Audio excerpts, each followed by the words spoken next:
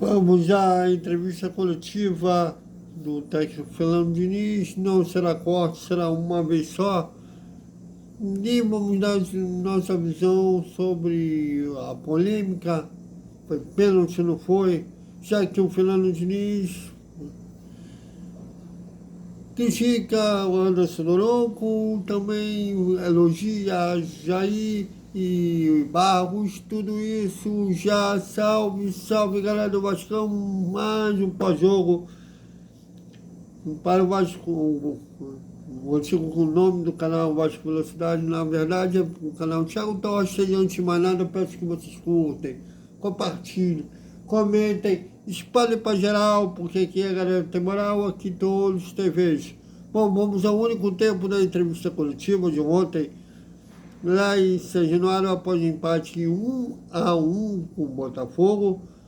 Mas antes, vamos dar nossa visão, já que na análise acabou não indo, acabei não dando a minha visão sobre o suposto pênalti, né, no chute do Jair, que bateu no sovaco do Paulo Gomes, e o Vasco queria pênalti.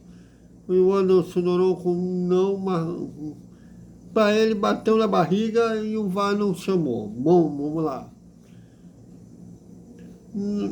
Eu não tenho medo de discordar da torcida, né?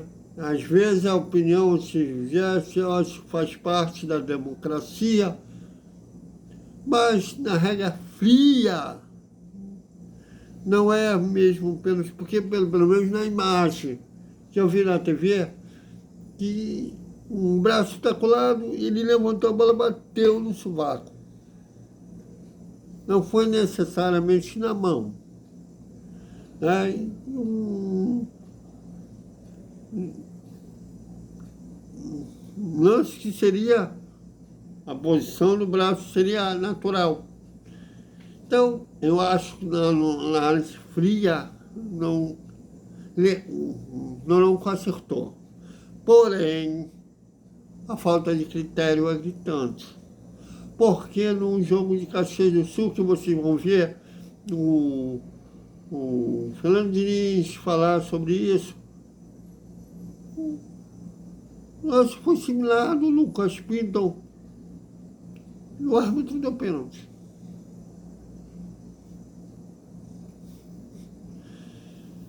Eu acho que o presidente da arbitragem, né, os responsáveis pela arbitragem, embora aquela matéria que saiu na Piauí, embora foi com o antigo presidente ainda da CBF, eu não consigo depois de ter lido a matéria,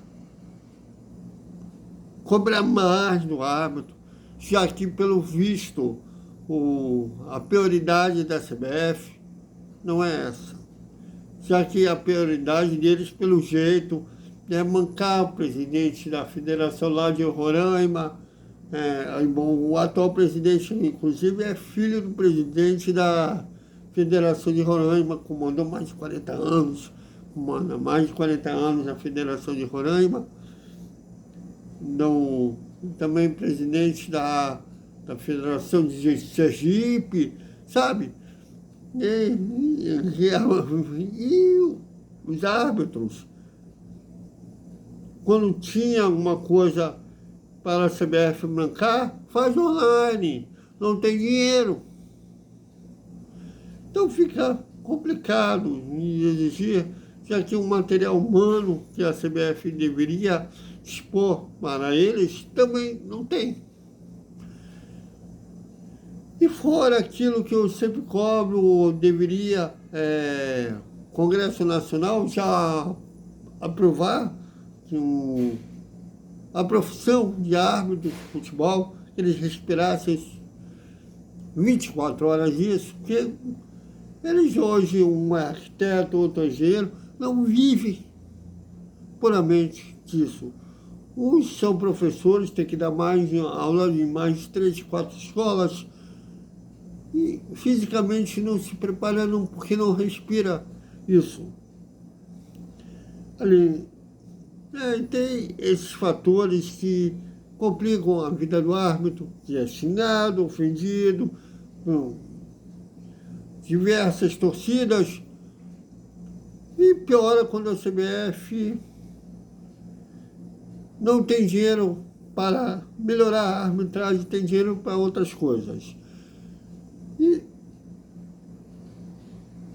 Então, se era para dar menos um VAR, deveria ter chamado o Noronco para ele que observasse. Mas assim, pela regra FIFA, por não ter batido na mão, não foi pênalti. Na minha visão. Aquele negócio que você tem que ter senso crítico, né? Quando você está analisando algo, né? Você tem que ter senso crítico, né? Da visão de jogo. Não posso ter uma análise puramente torcedor passional. Para mim, qualquer lance a favor do Vasco seria pênalti. Se fosse uma coisa não jornalística, mas uma coisa puramente de torcedor. Mas vamos ver o que a dona arbitragem faz. Se acha que foi pênalti, sem problema nenhum, comentem, opinem. Mas eu quero ver que os cartolas da arbitragem vão falar desse lance. Bom, e agora vamos à entrevista coletiva do técnico Fernando Diniz. As imagens são da TV Vasco. Sigam.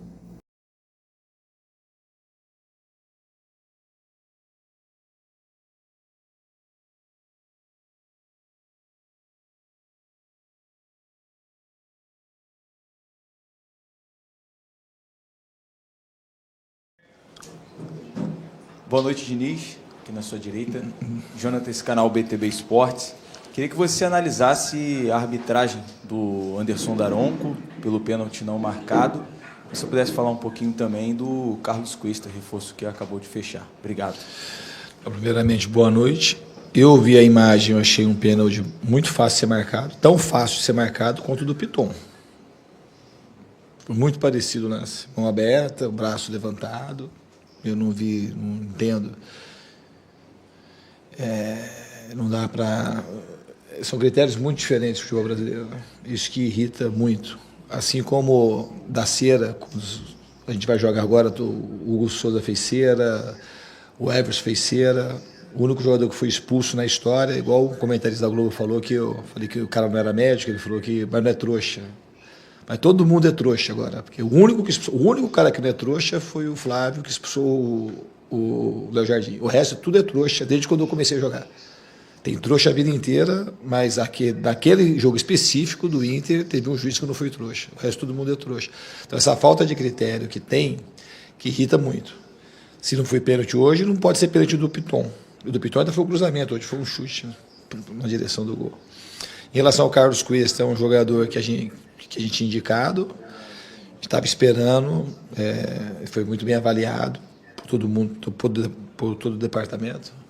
É uma contratação bastante criteriosa, um jogador de seleção colombiana, que estava jogando num time importante da Europa, no Galatasaray, e a gente tem muito otimismo com a vinda dele. Bom, Diniz, tudo bem? Igor Siqueira do UOL. Você acha que os jogadores tiveram essa percepção dessa flagrância aí do pênalti, se foi tão flagrante assim, se isso afetou a continuidade do jogo e saber de você o quanto a estratégia do Botafogo de vir com 2 centroavantes também afetou a dinâmica do Vasco nesse começo de jogo, que o gol saiu relativamente rápido? Não afetou a dinâmica do Vasco.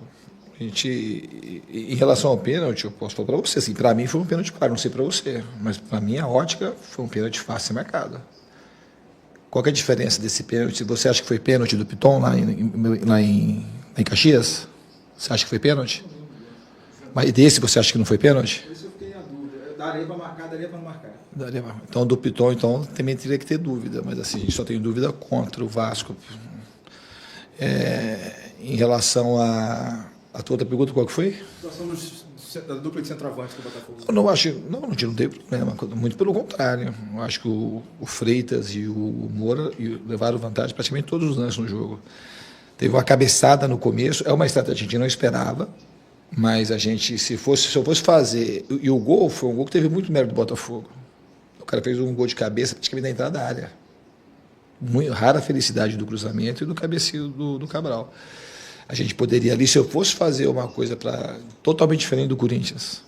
O gol do Corinthians, a gente teve 4 falhas coletivas e individuais para o gol sair. Hoje teve muito mérito. Se eu fosse fazer um ajuste, hoje eu falei que o Ryan teria que descer ali com o Alex Telles naquele momento para evitar o cruzamento. Ficou longe para o Paulo Henrique chegar para tirar o cruzamento. Mas é o detalhe do detalhe. Então, acho que teve muito mérito do Botafogo e a gente não sofreu com a dupla de centroavantes. Eu acho que a gente soube marcar bem, a gente soube retornar rápido para apanhar as segundas bolas e foi muito competitivo o time. Eu acredito também no sistema defensivo, a marcação, esse sistema defensivo, o time todo, talvez tenha sido a melhor partida do Vasco.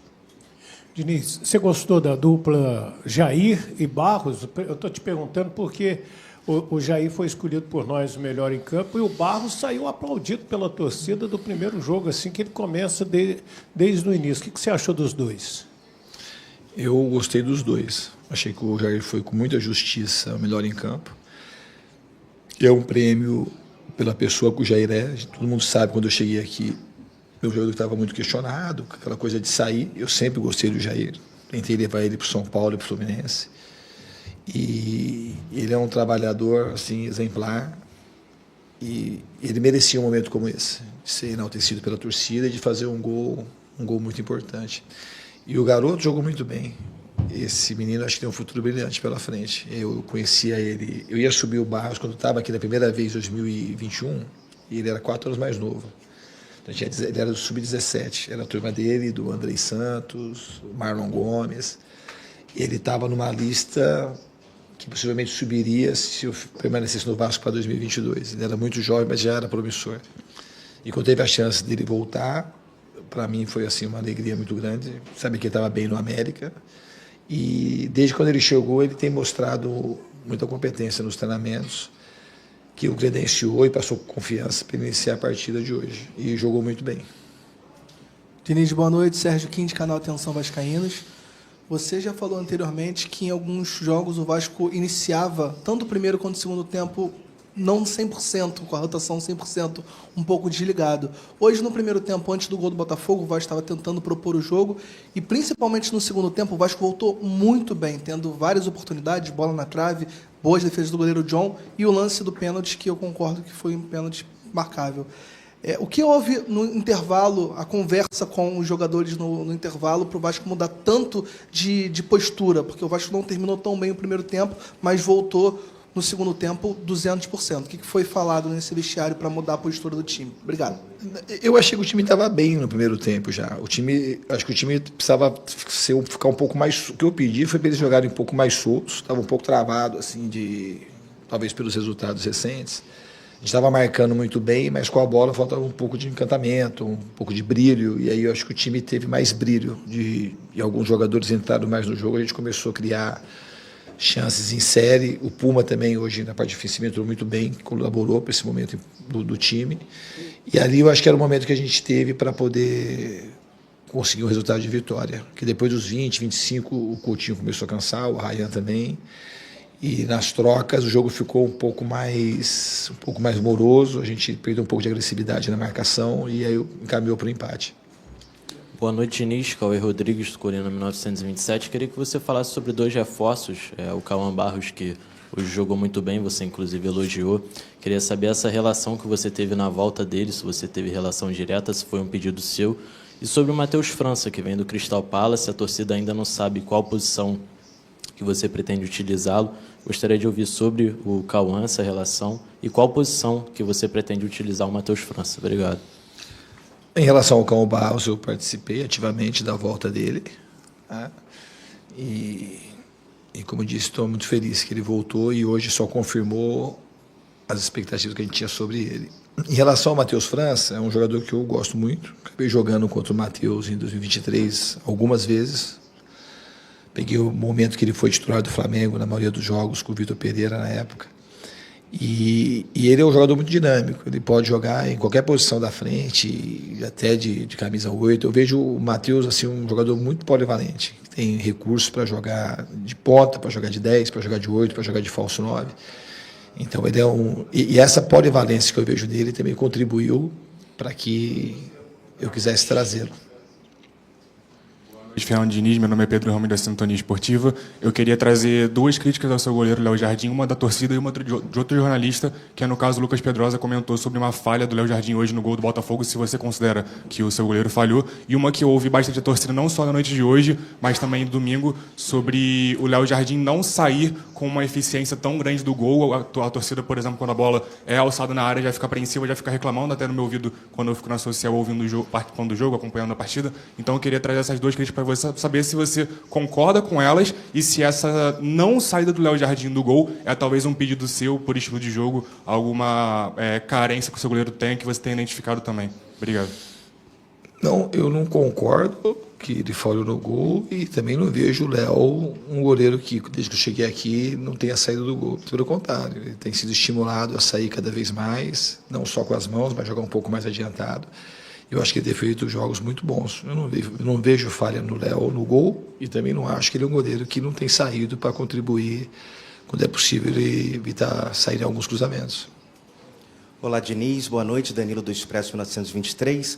No final do primeiro tempo, o Vasco é melhor que o Botafogo, tem até uma chance com o Verratti e retorna o segundo tempo muito bem, com a bola na trave, o lance do pênalti, tem um lance do Verratti que o John faz a defesa, o próprio chute do Pumita. São várias chances perdidas e que o Vasco poderia ter virado a partida.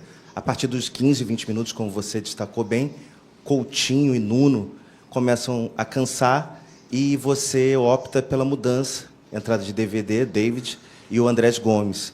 Você achou que ali no meio campo faltou alguém para lançar essa bola para o ataque? Porque o ataque ficou com Verratti, Ryan e os dois que entraram. O meio campo ficou sem alguém para fazer essa transição entre defesa e ataque? Obrigado. Até a opção do Estrela depois que você coloca. Então eu botei o Estrela, falei assim, o Estrela entrou para a função e talvez se você mais o Estrela entrou também não melhorou aquilo. O time não é uma posição, colocar um jogador para a posição e ele vai fazer uma articulação sozinho. Muito pelo contrário. Mesma coisa quando eu falo do sistema defensivo. Hoje a gente marcou muito bem, porque quem marcou melhor, você vê que o Hugo Moura e o Lucas Freitas não tiveram assim um monte de problema, porque assim estava todo mundo ajudando, todo mundo voltava para ajudar a dobrar a marcação, então o sistema funcionou. Os pontos, quando tiveram que baixaram para ajudar os laterais. Mesma coisa vale para a saída do Coutinho. O que perde quando sai o Coutinho e o Nuno juntos é que o time ele joga de uma maneira mais associativa, eles são dois jogadores mais associativos. E aí entrou dois jogadores com mais potência, de jogador de drible, e a gente não teve assim, muita chance de explorar o DVD e o Andreas Gomes. O Andreas Gomes teve umas duas bolas que ele pegou e driblou. Se ele tivesse driblado, acertado o último drible, tivesse dado um passe para fazer o gol, a gente já está falando agora porque a mudança acertou e ganhou velocidade. Eu apostei mais naquele. O Ryan já treinou de 10, ele já jogou de 10 na base, ele já treinou de 10 comigo e ele pode jogar de 10 também, como pode jogar de 9. Eu achei que a gente ficou um time com muita saúde física, com muita velocidade, mudou um pouquinho a característica do time, mas era uma coisa que não encaixou no sentido de a gente não teve muitas oportunidades de usar as valências desses jogadores da maneira como o jogo ficou. O jogo ficou com pouca transição, a gente não teve muita chance de imprimir velocidade, que era o que o jogo pedia, que a gente até voltou e marcou bem, mas faltou um pouco de agressividade para poder provocar o erro do Botafogo e conseguir colocar o David e o Andreas Gomes mais no jogo. Aqui, Diniz, Joel Silva, do canal Colina em Foco. Como é que você atribui esse empate? Qual é o seu sentimento? Você acredita que o Botafogo leva uma vantagem? Como é que você vê essa questão do confronto em si para o jogo da volta? E falasse também dos reforços, né? Do Robert Renan e do próprio Matheus França, do Tietê também, que pode... Será que ele pode ser? Aí eu quero saber como é que está a condição física dele projetando o próximo jogo. Sobre isso que eu queria saber. Eu acho que o Tietê até lá vai ter condição de jogar, porque ele teve um estiramento leve. Hoje a nossa expectativa é essa, de que lá ele esteja em condição de jogar. Em relação ao Robert Renan e o Matheus França, A gente tem que ter um pouco de calma, porque assim, faz muito tempo que eles não jogam. O último jogo do Robert foi acho que em maio, e ele estava na Arábia Saudita. E o Matheus França teve um período de férias, ele teve uma lesão e estava voltando a trabalhar com o time agora, faz uma semana, 10 dias. Então, só agora que a data FIFA vai ajudar, mas a gente precisa ter um pouco de calma para saber quando que a gente vai poder usar os dois na plenitude.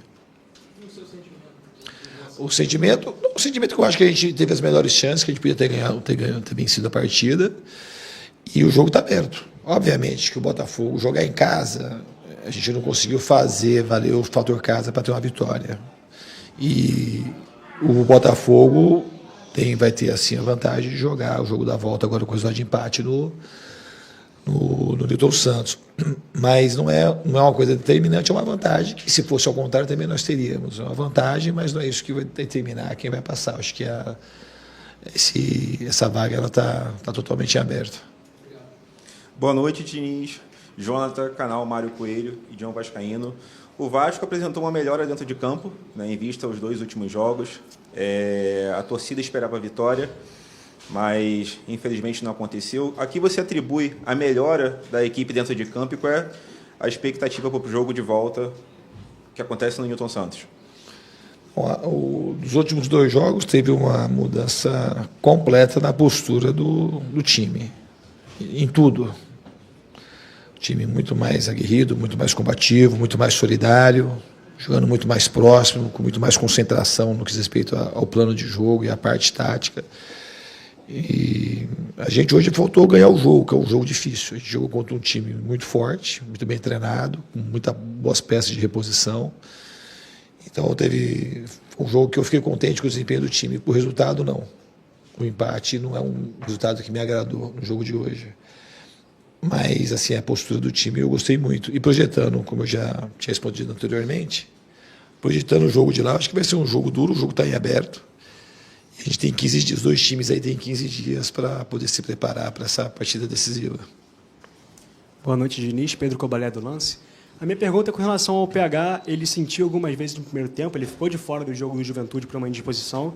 Quanto o Corinthians, ele foi poupado também. Você até falou que talvez desse para forçar ele ter condição de jogo. E hoje ele sentiu algumas vezes e foi substituído. Se puder atualizar um pouquinho a situação dele? O Paulo Henrique, ele tinha um desconforto na coxa. A gente fez um exame de ressonância magnética que acusou um pouquinho de edema mínimo lá atrás. E ele foi, a gente junto com a comissão técnica, e com a comissão médica e com ele, o departamento todo, a gente foi avaliando e com muita cautela botando ele para o jogo. Então foi uma coisa muito pensada. E ele provavelmente não teve nada grave, porque ele estava com desconforto, o desconforto foi aumentando, mas provavelmente ele não teve ali uma lesão grande, coisa desse tipo. A gente vai reavaliar amanhã e agora tem esse período aí da data FIFA, obviamente que provavelmente o jogo do esporte ele vai estar fora, e para o jogo do Botafogo ele deve estar à disposição de novo. Diniz, boa noite, Diogo Costa aqui da Rádio Grande Rio, Rádio Web Total. E a minha pergunta é sobre a questão da criação mais no terço final. O Vasco tem produzido bastante. Teve o jogo do Santos, teve o gol do Tietê, o gol do Coutinho, que teve uma triangulação ali no terço final, uma qualidade melhor. E em relação ao jogo do Corinthians e o jogo do Juventude, o Vasco teve um bloqueio ali no meio, muito movimentação. E o Botafogo também fez esse mesmo bloqueio ali, claro, parando a principal arma de criação do Vasco, que é o Felipe Coutinho. Como sair e ter mais esse espaço final, um passo final melhor, como, por exemplo, o Verratti teve durante o jogo, que o John fez uma grande defesa, acho que talvez poderia ter dado uma cavadinha para fazer o gol. Como fazer esse time produzir mais durante o decorrer dos jogos, esse tipo de jogada? Que o Vasco tem essa qualidade. Eu acho que a gente produziu muito durante esses meses que eu estou aqui. Eu concordo contra o Corinthians e contra o Juventude, a gente produziu pouco, porque o time jogou mal, na verdade. Marcou mal, o time foi lento, foi desconectado. E hoje o time jogou bem. A gente produziu, sei lá, a gente teve pelo menos 5, eu conto assim, umas 5 chances para fazer gol, que é bastante chance num jogo como esse, jogo de mata-mata. Não é pouca coisa, ainda mais jogando com um adversário que sabe se defender bem. Então, acho que hoje não teve problema de criação. Acho que a gente criou o suficiente para vencer a partida. A gente não vai criar 15, 20 chances todo jogo ou ganhar de goleada, jogos dessa natureza toda hora. Então, hoje a gente criou o suficiente para poder ter vencido o jogo, que nos daria uma vantagem para o jogo de volta. Oi, Diniz, tudo bem? Aqui, ó. Eu, David Sharp, do Antenados na Jogada. Bom te ver novamente. Bom te ver também. Te perguntar sobre o duelo tático que você... Isso é que é a graça. O duelo tático com o David Ancelotti, porque ele falou aqui que o time dele não trocou tantos passes assim por causa do gramado, que lá no Newton... Mais por trás. Mas eu não tenho pedido coisas semelhantes ao Ganso, não. Eles jogam um pouco diferente. Em relação ao duelo tático que você citou, o campo aqui também na troca de passes, para a gente, às vezes ele dificulta também. A bola segura a velocidade do jogo. Por exemplo, no Morumbi ou no Beira-Rio, ou na Vila Belmiro, mas falando do Beira-Rio e Morumbi principalmente, que a gente tem jogado, é um campo que a bola anda com mais velocidade, quica menos e segura menos. Para a gente também é bom. No sintético já é uma coisa que favorece muito quem joga no sintético. Eu já falei mais de uma vez, eu já trabalhei em times que o campo era de grama sintética, o Atlético Paranaense, e o time que joga nessas condições leva uma vantagem, porque o jogo muda muito. Eu não sou um cara favorável à grama sintética. Um país que gasta milhões, o Campeonato Rio como o nosso, acho que os campos todos deviam ser de grama natural, se tivesse padronizado. Eu acho que muda muito o que é o jogo, para quem joga direto num campo de grama sintética. Se talvez fizer um estudo de aproveitamento desses times quando era grama natural e depois que teve grama sintética, provavelmente aumentou o aproveitamento, porque é diferente. Para quem vai jogar, muda muito. Então a gente vai ter que ir lá e procurar se adaptar rápido ao jogo para poder a gente fazer uma boa partida. Diniz, Bruno Murito do GE.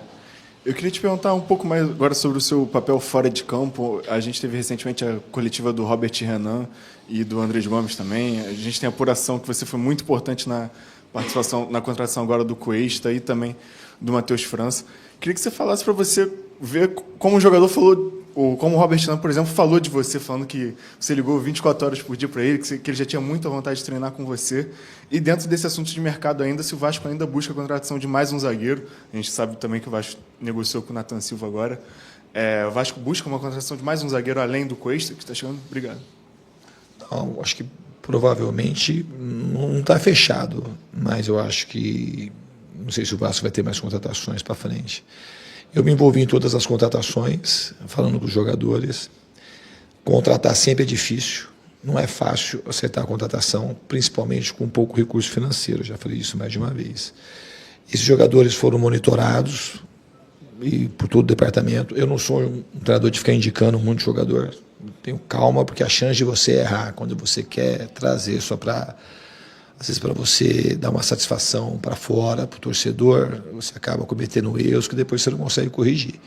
Eu acho que na dúvida você não tem que trazer quase nunca, a gente tem que ter um pouquinho mais de certeza para poder fazer as indicações. Esses jogadores todos eu participei ativamente da negociação, falei de fato com os jogadores, com todos eles se mostraram muito empenhados e com muito desejo de vir trabalhar no Vasco.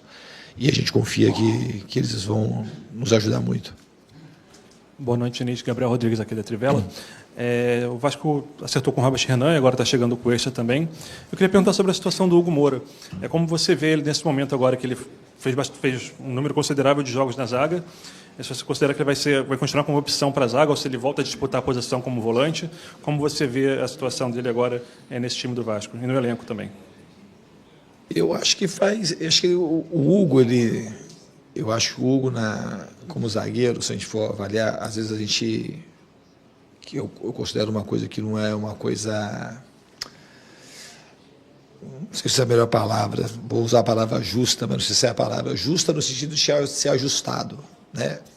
Então, você fala assim, eu improvisei o Hugo Moura na zaga. Assim, o Hugo Moura já tinha jogado na zaga em algum outro momento, não sei, aqui talvez não, mas jogou no Flamengo. E se a gente for avaliar ele como zagueiro, ele jogou bem todas as partidas. Literalmente todos os jogos. Ele ganhou quase todos os duelos, você ganha saída de bola, você ganha bola longa. E como volante ele também joga muito bem. Então ele é um cara que ele pode jogar, está até se reconhecendo agora como um zagueiro, ele pode jogar de zagueiro em qualquer momento. Então ele pode continuar de zagueiro e pode vir para volante com a chegada dos zagueiros, mas vai jogar o time que fica melhor.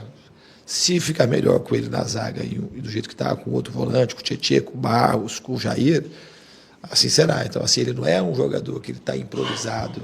Eu não gosto muito do sistema de improvisação. Ele não está improvisado, ele é um cara que joga muito bem ali. Se comparar ele com todos os zagueiros que tiveram aí, se pegar a média do Hugo Moura, é uma média muito alta. Ele jogou bem literalmente todas as partidas. Hoje, por exemplo, assim, teve se alguém quiser achar um pneu, vai assim, puta, mas o Hugo, que o cara fez o cabeceio do cara que cabeceou quase de fora da área, sabe? Ele é assim, duelo aéreo, duelo de velocidade, duelo de combate direto, e a gente ganha a saída de bola, ganha a bola longa. Então, ele, não é que ele vai ficar ali, mas ele pode ficar ali. Mas ele... Então tem uma tendência, talvez, dele vir para... Agora que todo mundo estiver em condição, porque a gente não sabe como vão chegar os jogadores, em qual condição que vai chegar para poder jogar. Eu vou procurar botar o time que deixa o Vasco mais seguro e que o Vasco tenha mais chance de ganhar o jogo. Diniz, boa noite. Rodrigo Calvino, 365 Scores. Queria que você destacasse um pouquinho a torcida do Vasco, que teve uma atmosfera muito grande hoje, muito...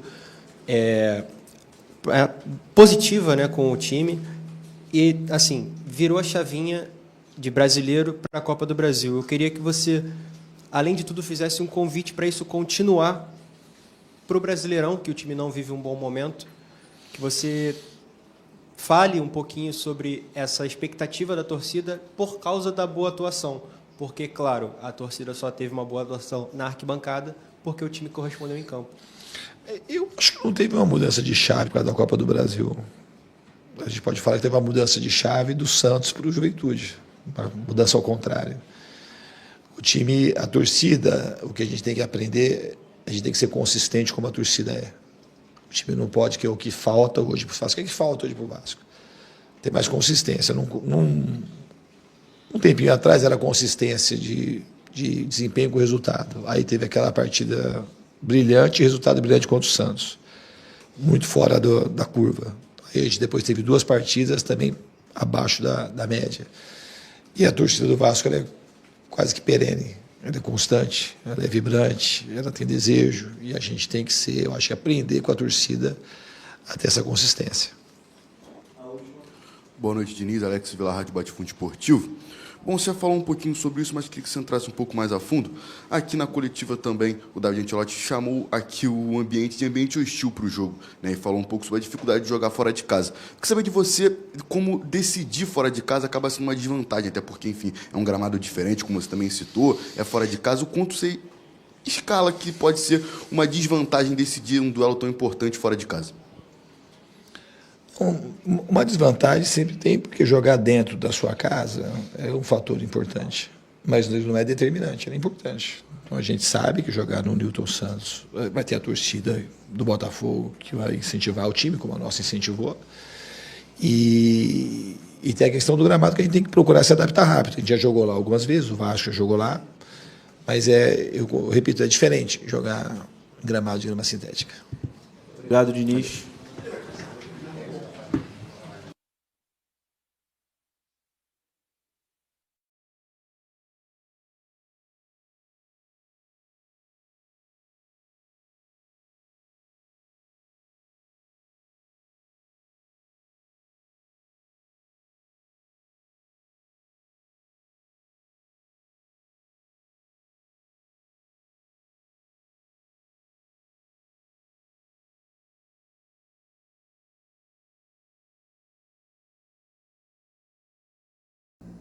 É isso, galera. Até a hora do almoço com papo editorial e um boa noite com o resumo da quinta-feira do Vasco. Até mais.